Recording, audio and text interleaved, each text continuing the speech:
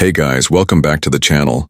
Today I've got a story that is so wild, so frustrating, and honestly so satisfying that you're going to want to stick around all the way until the end. And if you enjoy revenge stories where entitled people finally get exactly what they deserve, make sure you smash that like button, drop your thoughts in the comments, and of course subscribe so you don't miss the next insane HOA meltdown. Alright, let's dive right in. So, imagine living peacefully in your own home, minding your business, not bothering anyone, when suddenly someone from next door decides that your life is their personal playground to control. That's exactly what happened to me when I found myself going toe-to-toe with the worst kind of neighbor possible, a full-blown HOA Karen. Now, before we go too far, let me make something clear. I never signed up for an HOA. I live right next to their community, but my house is not a part of it. That means their rules, their fines, their petty little neighborhood politics, none of it applies to me. But guess who didn't care about that little detail? Karen. She decided that because she could see my house, she should have power over it. Yeah, you can already tell where this is going. The first time I realized how unhinged she was, I got a letter in the mail. It was a fine. A fine for the way my walkway looked. A walkway on my property paid for with my money that had absolutely nothing to do with the HOA. I laughed it off at first because it was ridiculous, but then more letters came. And then she started showing up in person, wagging her finger, demanding that I repaint my front door, redo my landscaping, even change the color of my shutters. She wasn't just being a busybody, she was trying to force me into hiring her own landscaping company. Yeah, you heard that right. She was trying to profit off her harassment by threatening me with fake fines while offering her company services as the only solution. Tell me that doesn't sound like extortion. I knew she was out of line, so I gathered up all the paperwork proving my home was not under HOA control and sent it to her. Certified mail, signature required. She signed for it. I thought that would end things. Oh boy, was I wrong. She doubled down. Instead of backing off, she decided to crank up the pressure. Daily fines, doubled every time I ignored her demands. Public confrontations in front of neighbors where she called me selfish and destructive for hurting property values. She even started spreading rumors that I was lowering the neighborhood's reputation because I didn't bow down to her little dictatorship. Still, I tried to keep the peace. I explained calmly to neighbors, I wasn't part of the HOA. I wasn't trying to cause problems, I just wanted to live my life. Most of them understood, but none of them dared to openly side with me, because Karen had already made it clear.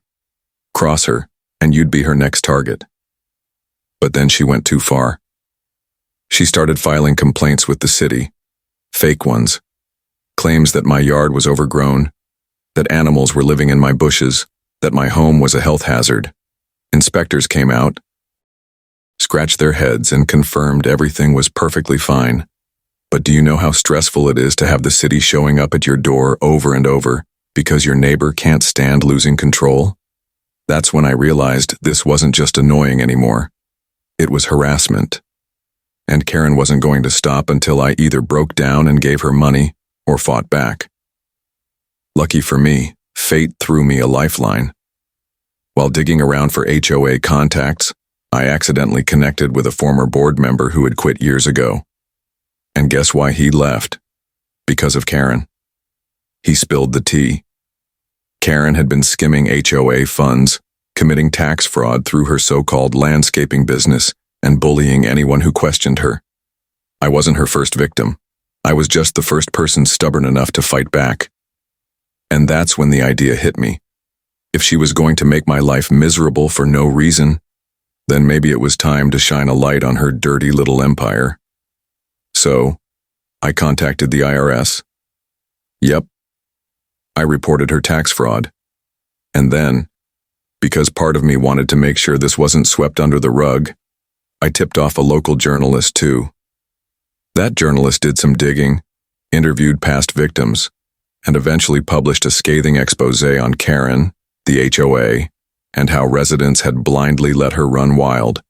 Let me tell you, the fallout was nuclear. The IRS opened an investigation. Karen's finances were destroyed. Her business? Bankrupt. Her control over the HOA? Gone. And her house? Repossessed. The self-proclaimed queen of the neighborhood went from ruling over everyone to losing everything. And honestly, I thought people would finally thank me for standing up to her. But here's the twist. Some of my neighbors suddenly turned on me. Not because they liked Karen, but because now that she was broke and homeless, they thought I had gone too far. Can you believe that?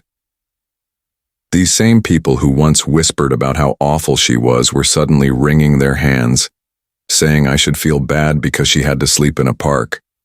People even started a collection to help her get back on her feet. I refused to donate, of course, because why would I give money to the same woman who tried to extort me and ruin my life? When I spoke out against it, I was called cruel, heartless, and even accused of being the real villain.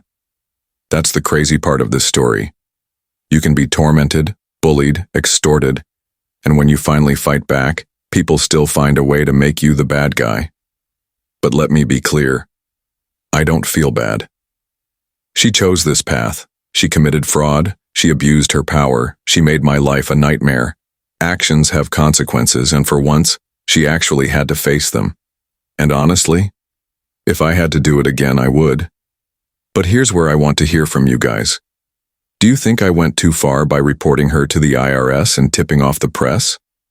Or was I just holding a corrupt bully accountable for her own actions? Drop your thoughts in the comments below because I know this one is going to divide people. And while you're there, don't forget to subscribe, because I've got even more insane revenge stories coming that you won't want to miss, and trust me, the next one is just as crazy. But before we wrap up, let's really think about this. People say, don't stoop to their level. But what are you supposed to do when someone is relentlessly abusing you? Ignore it? Take the abuse quietly? Let them destroy your home, your peace, your life? I don't buy it. Sometimes standing up for yourself means hitting back harder, and that's exactly what I did. Maybe it made me the villain in some people's eyes, but at least I got my life back. And in the end, I think that's worth it.